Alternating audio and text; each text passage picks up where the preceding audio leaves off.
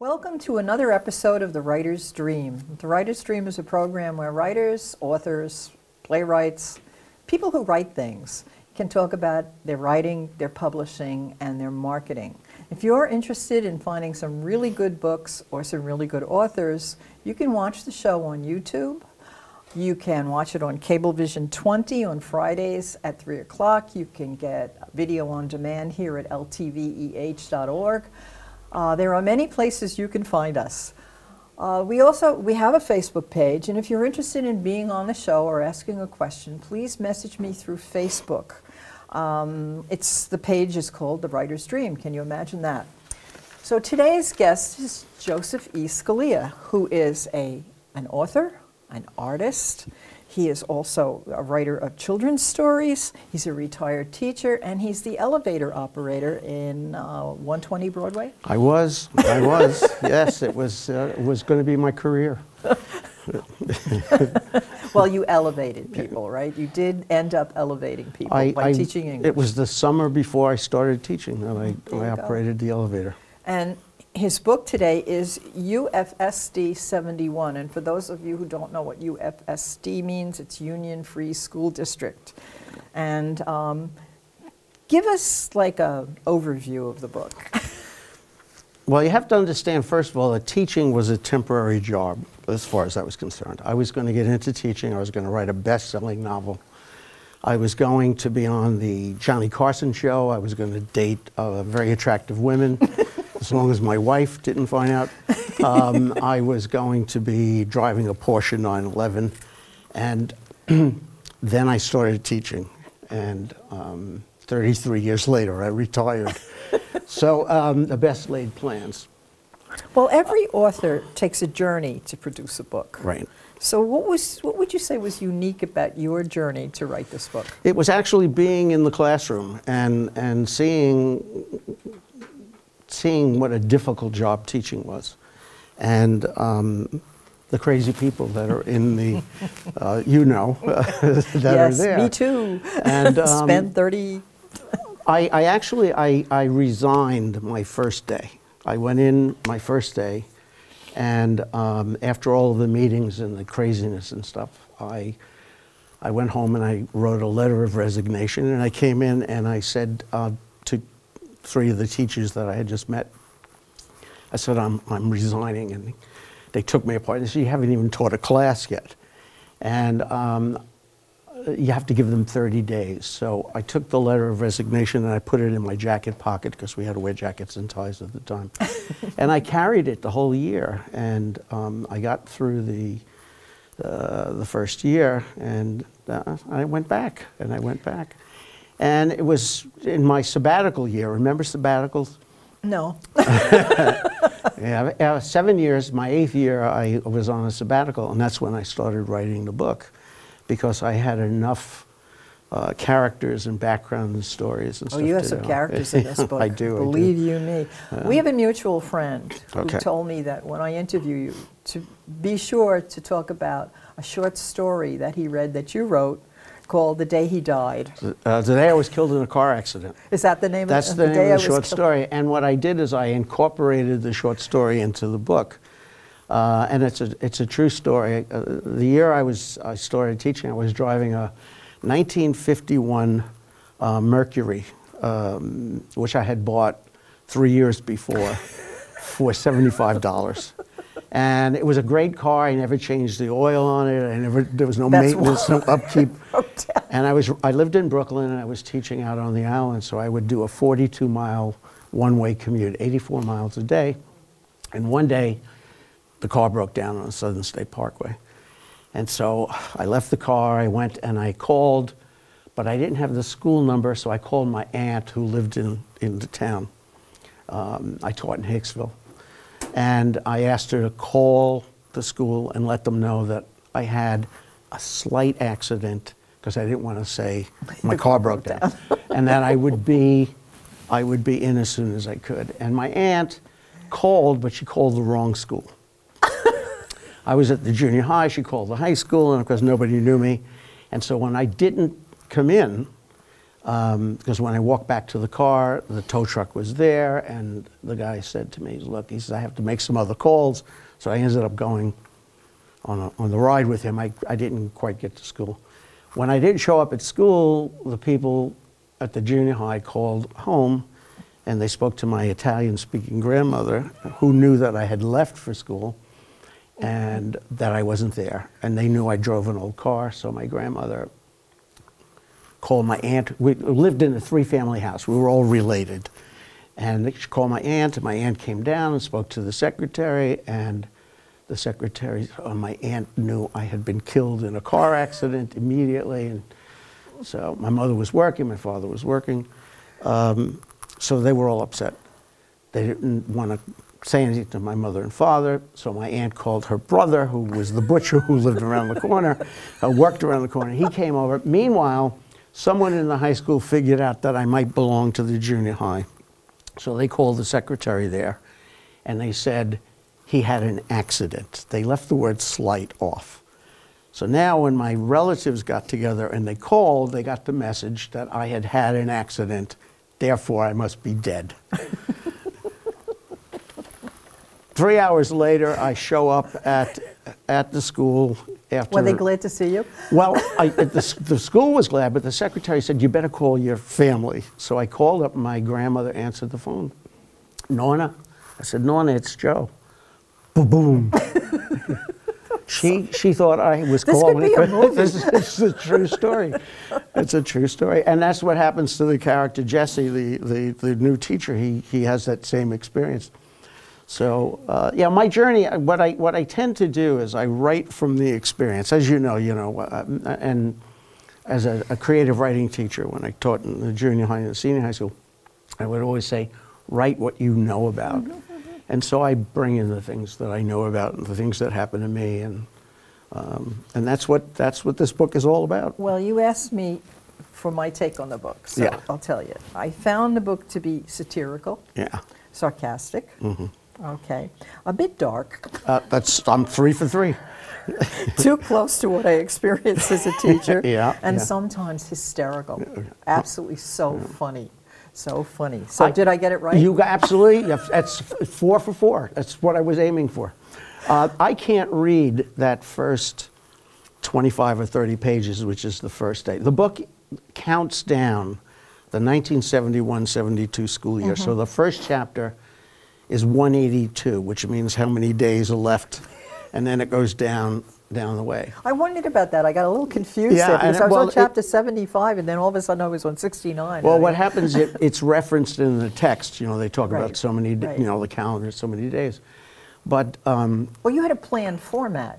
You actually started with the news in the United States. that was the most recent thing. I was trying to anchor it, and a friend of mine said, well, why don't you put the news in there? So what I did is at the beginning of each month, and I went through and I scoured to find out what was going on, and I anchored that to the events that were going on in school. There's no real politics. Nixon is president, the war in Vietnam is going on, and it's reflected in the attitudes of the students and the teachers in the book. But that historical part at the beginning does anchor it. Yeah. Well, you have so many clever things in there. For instance, the name of the high school, Rosencrantz Yes. and Guildenstern. Right. Now, who else but an English teacher would? Right. And it's the wife of the president of the school board who saw the play Rosencrantz and Guildenstern are dead, and she wanted to honor these men, these famous men in history. See, there are jokes in there that English teachers and other teachers will get, but it's not simply a book for teachers. No, well, the name of your main character, the young teacher who comes to work at this school, Jesse Tietjen, and it's Tietjen. But if you say it, it's Tietjen. Teaching. And you brought that to my attention, so that's one of those, as Bob Ross would say in painting, one of those happy little accidents that occurred. Yeah. And it's very obvious as soon as you mention it. Wow, what was I thinking? There are so many things that if you are a teacher, though, like for instance the AV squad. I love the AV squad because they wear brown shirts with lightning bolts on their, on their patches. And if you know AV squads in schools, I hope I don't offend anybody. No, it's true. They tend to be a little bit controlling. And they're peculiar. The kids are the peculiar kids that kind of get involved in AV. We are going to get killed on this. we had a guy, the guy who was actually in the school where I worked, he was an incredible organizer.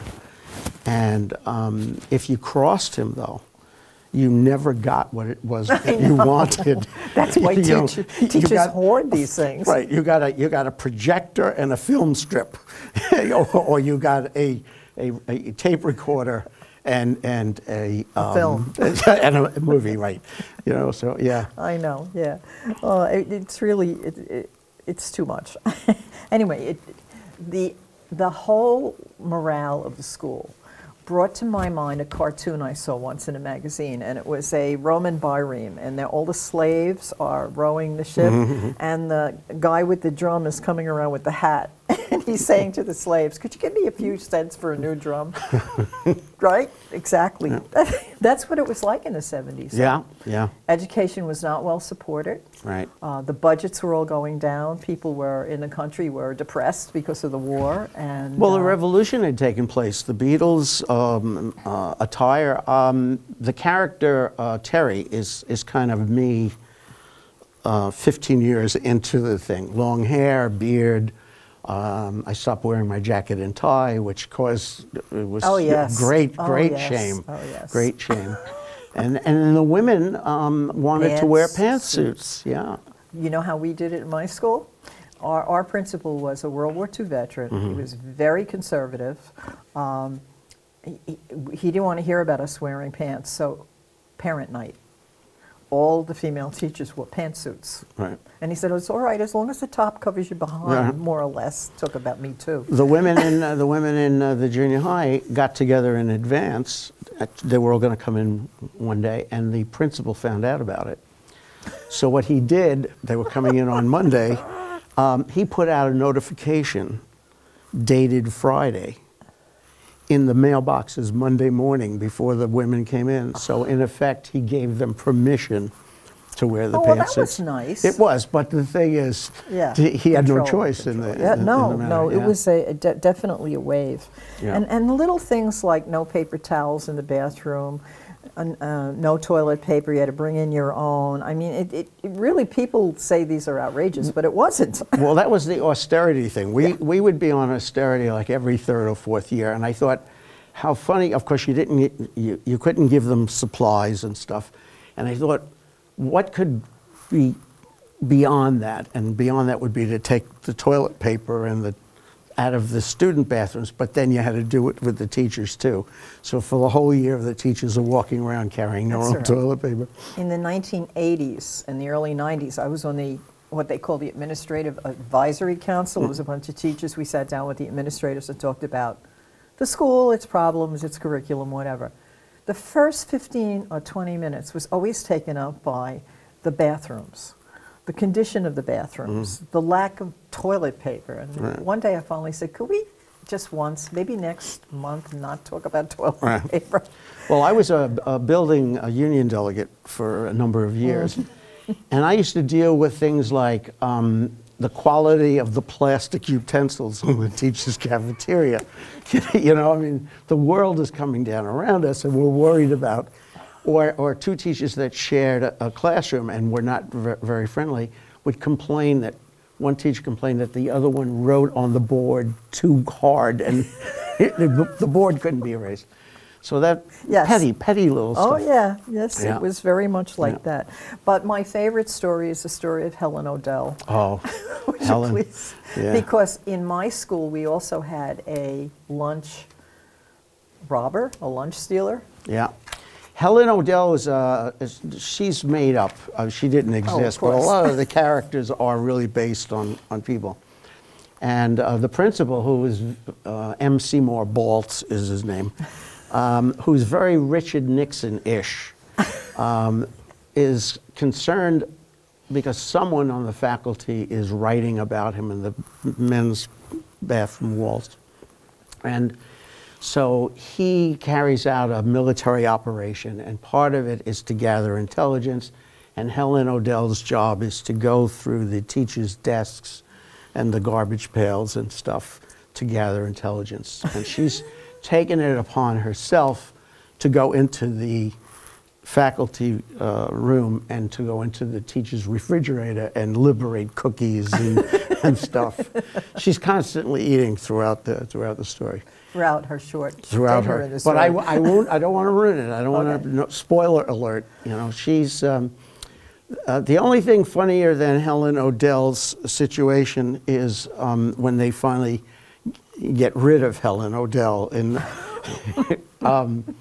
Yes, we won't give that away won't give because that. it really is a very, very funny part of the story. Another one of my favorite characters is Virgil Loomis. Virgil's God.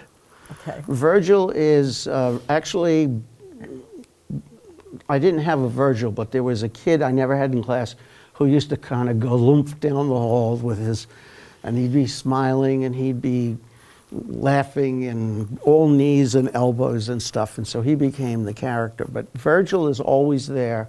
Virgil sees everything. Virgil hears everything. He's got insight.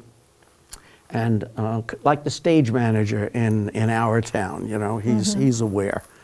And everyone likes Virgil. Everyone. Yeah, he's a great character, and he's very resourceful. Yes. Isn't he? Yes, he is. He's resourceful. He's intelligent. He's insightful. He's compassionate. He's all of those things. And he knows how to work the system. And he knows how to work the system. Which Exactly. is the most important thing. Yep. Right. So this book took you a really long time to write. Yes, Why? I started the book on sabbatical in 1971. And I wrote it, I typed it on a manual typewriter with carbon copy. And then I started to edit it. The beginning was better than the end. And then I put it down, and then I picked it up again, and then I put it down. And there were long periods of putting it down and rewriting. Every time I would start, I would have to go back to page 1.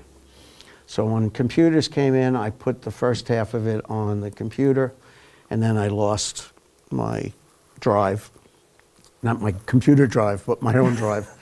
And I started again, and it took me actually 45 years from when I started it to when I finished. I finished it in my 20th year of retirement after a 33-year career of teaching.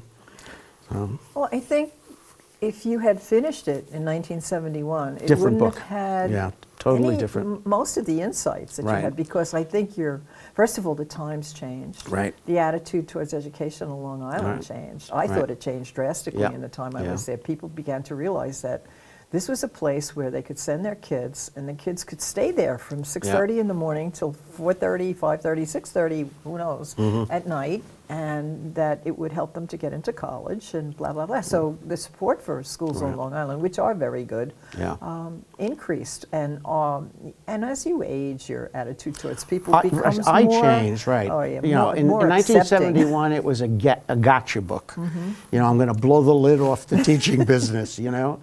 And then I loved teaching. I loved it. I did Me it. too. I mean, it was terrifying, but I loved it. There was a lot of pressure. A good teacher, I mean, you know a good teacher because a good teacher makes it look easy.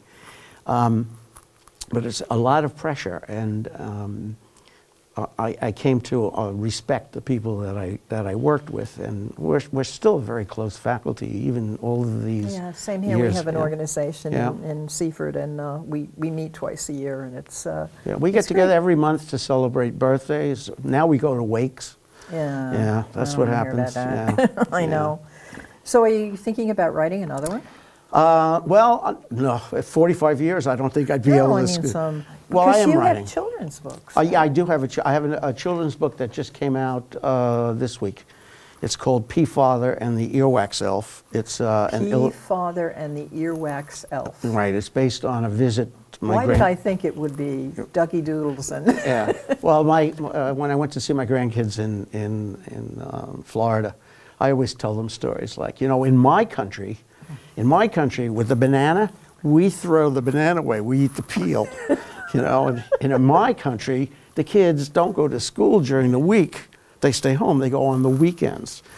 So, and then I would make up all kinds of stories. So we had a discussion about magic, and I brought up the earwax elf. And my grandson Joe said to me, there's no magic and there's no earwax elf. And I said, oh no. I said, he puts the wax in your ear at night. And that became the basis for the story. And it took probably about a year. It's illustrated. Jen Ball, who is part of the Liqui group, did the illustrations, and it's out. So on Amazon. So you're a member of Long Island Children's Writers and I am a member of Long Island. I don't go to the meetings. That's where I met you. I know. But I also organize the author illustrator nights. That's true. That's my excuse. That's right. You oh, too, I see you at the meetings. That's right. You're on my committee. That's right. I see you at the committee meetings. That's how you get out of meetings. That's true. That's very funny. You should join Long Island Authors Group. Yeah. So I've reached the point where I'm just enjoying myself, you know, and having fun. And when I'm not writing, I'm painting now. So. What are you doing to market this book, to get it out there? Besides this, a lot of this is great. Well, you get a lot of exposure. Yeah, from I'm this. so glad that you invited me. I put notices on Facebook. A lot of my Facebook, I have 1,000 Facebook friends, and a good number is made up of former students of mine. So I've been able to sell some books on there. I feel a little kind of like, tell you what I'm going to do, you know? I know, yeah. So, but I always title it Shameless Self-Promotion, and then I tell them, you know, where they can find the book and buy the book and stuff. And yeah, you have to get over that buy my book thing. Well, you know, at the author nights, but it's not a book for kids. This is a book for parents. You don't want the parents reading this. I could market it as a workout book. You know, it weighs 2.2 pounds. You just have to. You don't have to read it. Just lift it over your head. Yeah, my copy is dog-eared from dropping it. So, and you're also an artist. So tell us about these. Are your beautiful paintings. Well, thank you.